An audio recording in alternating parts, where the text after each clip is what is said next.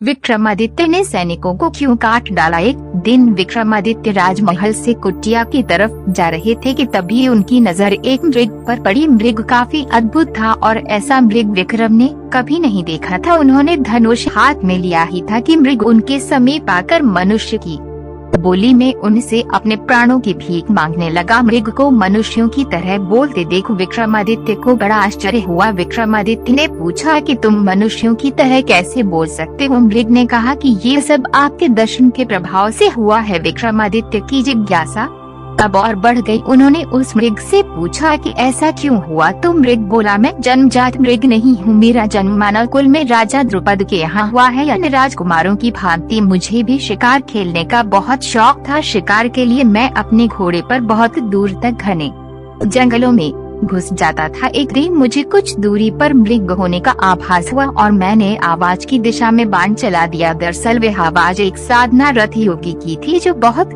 धीमे स्वर में मंत्रोच्चार कर रहा था। तीर साधु की कनपटी को छूता हुआ एक वृक्ष के तने में घुस गया। मैं अपने शिकार को खोजते खोजते वहां तक जा पहुंचा। वहां कोई मृग नहीं बल्कि एक साधु बैठा था। साधना में पड़े विघ्न के कारण साधु के क्रोध की सीमा न रही। साधु ने मुझे श्राप देते हुए कहा, ओ मृग के शिकार करने वाले मूर्ख युवक, आज से तुम मृग की योनि भोगेगा और आखिर को से अपने प्राण बचाता। इसी वन में भटके मैं तपस्वी के चरणों में गिर पड़ा और उनसे क्षमा याचना करने लगा। मेरी आंखों में पश्चाताप के आंसू देखकर साधु को दया आ गई। साधु ने कहा, श्राप वापस तो नहीं लिया जा सकता, लेकिन मैं इसके प्रभाव को सीमित जरूर कर सकता हूँ।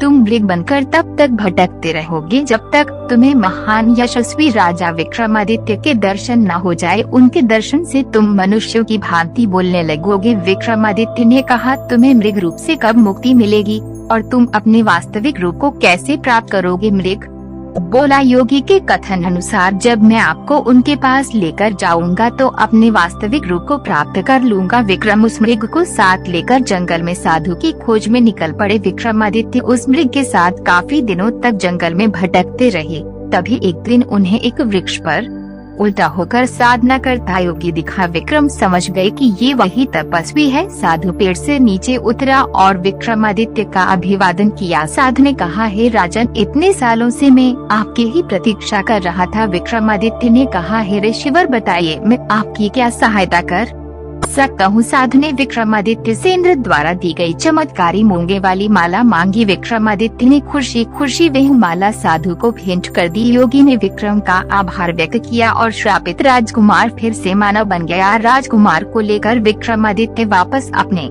महल लौट आए और दूसरे दिन अपने रथ पर उसे बिठाकर उसके राज्य की तरफ निकल पड़े। राजकुमार के राज्य में प्रवेश करते ही सैनिकों की एक टुकड़ी ने उन्हें चारों तरफ से घेर लिया और राज्य में प्रवेश करने का प्रयोजन पूछने लगे। राजकुमार ने अपना परिचय देते हुए कहा, तुम लोगों ने रथ रोकने की हिम्मत कैसे की। सैनिकों ने कहा, आपके माता पिता को बंदी बनाकर कारागार में डाल दिया गया है और अब इस राज्य पर किसी और का अधिकार हो चुका है। इतना सुनते ही राजकुमार के होश उड़ गए। राजकुमार ने अपना परिचय देते हुए कहा, तुम लोगों ने रथ रोकने की हिम्मत कैसे की। सैनिकों ने कहा, आपके माता पिता को बंदी बनाकर कारागार में डाल दिया गया है और अब इस राज्य पर किसी और का अधिकार हो चुका है। इतना सुनते ही राजकुमार के होश उड़ गए। विक्रमादित्य ने उन्हें अपना परिचय नहीं दिया और खुद को राजकुमार के दूत के रूप में पेश करते हुए कहा कि नए शासक के सामने दो विकल्प हैं, या तो वे असली राजा और रानी को उनका राज्य सौंपकर चला जाए या फिर वह युद्ध के लिए तैयार हो जाए। सेना नायक ने विक्रम का उपहास करते हुए कहा कि युद्ध कौन करेगा। उसको उपहास करते देख विक्रमादित्य का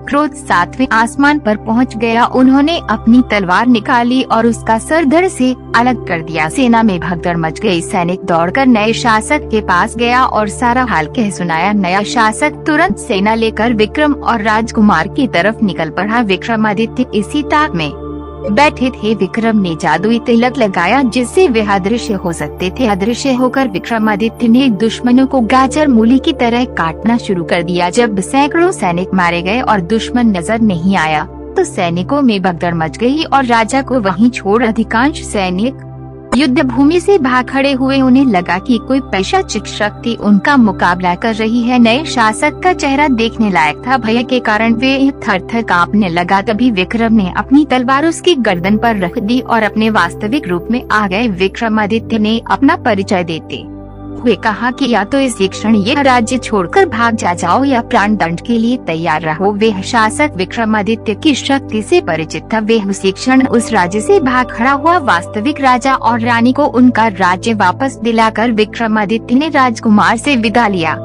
और उज्जैन की तरफ निकल पड़े। विक्रमादित्य ने अपनी देह कैसे त्यागी और फिर उनकी रानियों का क्या हुआ? राजा विक्रमादित्य वृद्ध हो गए थे। अपने योग बल से उन्होंने ये भी जान लिया है कि उनका अंत अब काफी निकट है। वे राजकाज और धर्म कार्यों में अपने आप को लगाए रखते थे।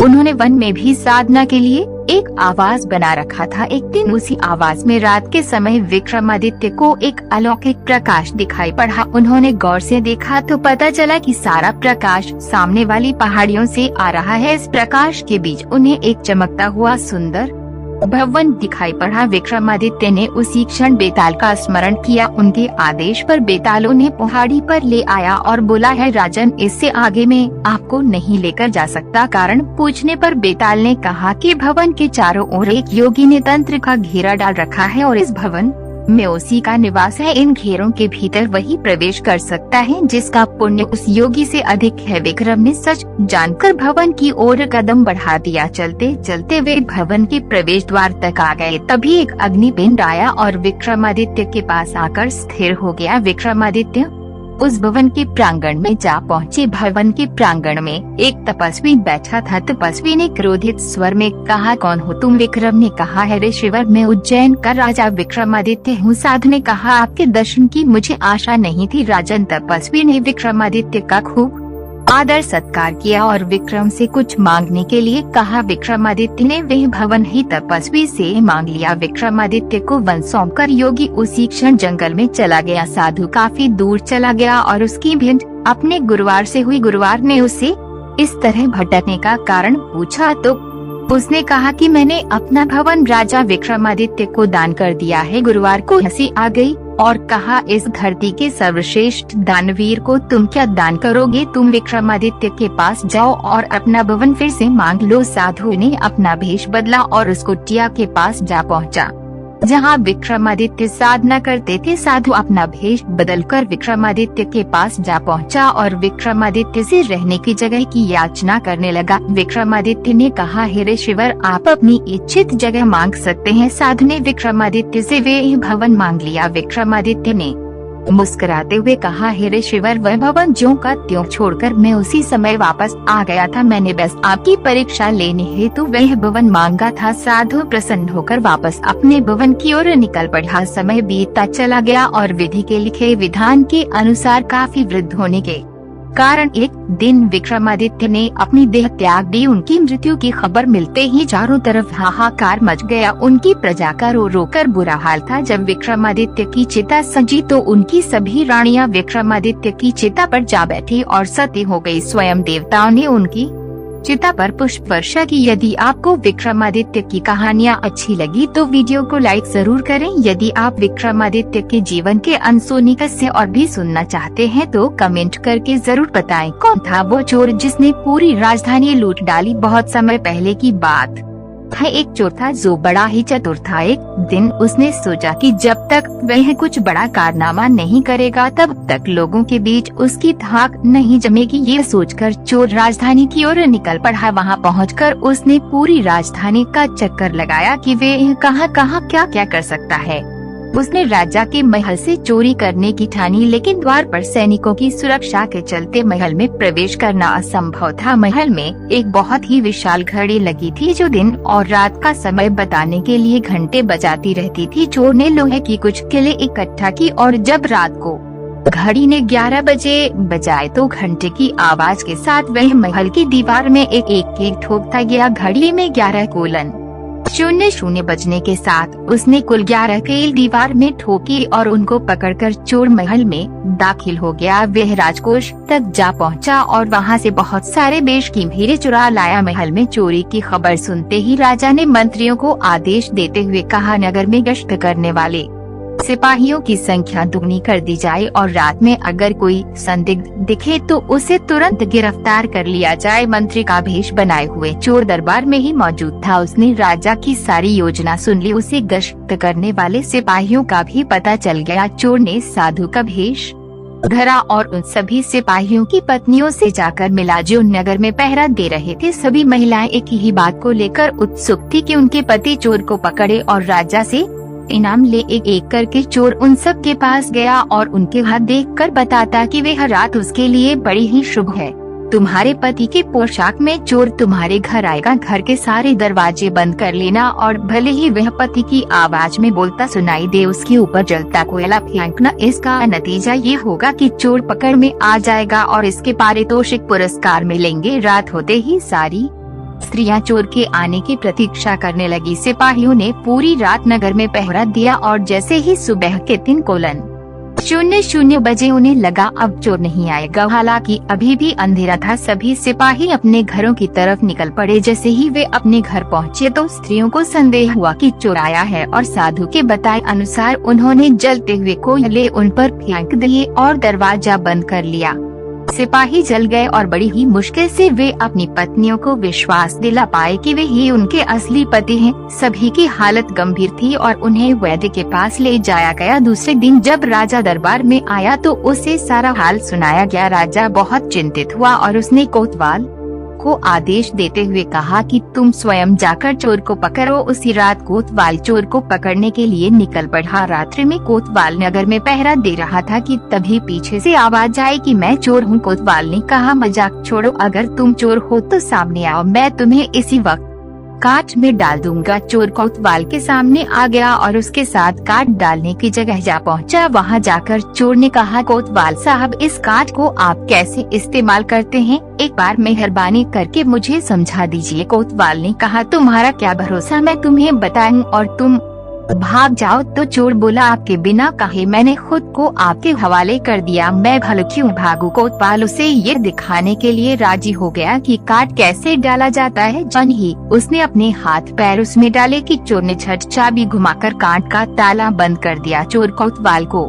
चकमा दे निकल गया। जाड़े की रात ही दिन निकलते निकलते सर्दी के मारे कोतवाल अधमरा हो गया। सवेरे जब सिपाही बाहर आने लगे तो उन्होंने देखा कि कोतवाल काट में फंसा पड़ा है। वो तुरंत उसे बाहर निकालकर राजवैद्य के पास जा पहुँचे। अगले दिन जब राजा दरबार में आया तो सिपाहियों द्वारा रात का सारा किस्सा सुनाया गया। राजा की चिंता और बढ़ गई और उसने स्वयं रात को गश्त देने की ठानी। चोर उस समय दरबार में ही मौजूद था और राजा की सारी बातें सुन रहा था। जैसे ही रात्रि हुई चोर नगर में एक पेड़ के नीचे धुनी जलाकर बैठ गया और रात के समय राजा चोर को पकड़ने निकल पड़ा। राजा 2 बार साधु के सामने से गुजरा और जब तीसरी बार वह उधर आया तो उसने साधु से पूछा कि क्या आपने इस मार्ग से किसी अजनबी को गुजरते देखा है। साधु ने जवाब देते हुए कहा है राजन, मैं तो ध्यान में लीन था, अगर पास से कोई गुजरा भी है तो भी मुझे ज्ञात नहीं। अगर आप चाहे तो मेरे पास बैठ जाइए और देखते रहिए कि कोई आता जाता है या नहीं। राजा ने साधु से कहा कि आप मेरी पोशाक पहनकर शहर का चक्कर लगाए और मैं आपके कपड़े पहनकर चोर की तलाश में यहाँ बैठूंगा। साधु के भेष में बैठे चोर ने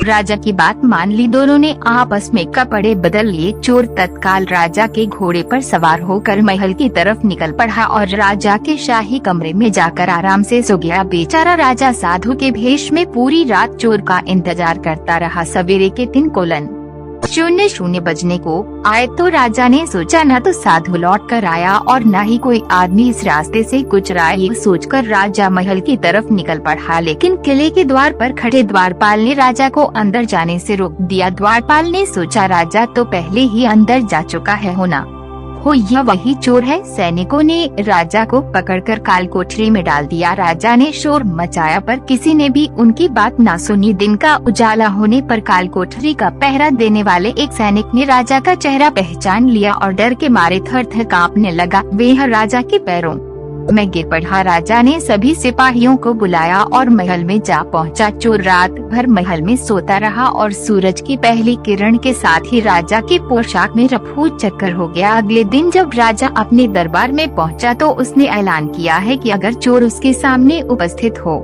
जाएगा तो उसे माफ कर दिया जाएगा। उसके खिलाफ कोई कार्यवाही नहीं की जाएगी, बल्कि उसकी चतुराई के लिए उसे इनाम भी मिलेगा। चोर वहीं मौजूद था। वह राजा के सामने आया और बोला, महाराज मैं ही वो अपराधी हूँ। इसके सबूत में उसने राजा के महल से जो कुछ भी चुराया था वह सब सामने रख दिया। राजा ने उसे पूरा गांव इनाम में दे दिया और उससे वादा लिया कि वह चोरी नहीं करेगा। इसके बाद से चोर खूब आनंद से रहने लगा। कहानी अच्छी लगी तो वीडियो को लाइक जरूर करें और कहानी अच्छी लगी तो कमेंट जय श्री कृष्ण जरूर लिखें। मित्रों, स्वागत है आपका अपने चैनल अजीत स्टडी बलिया 3 नटरिंगा।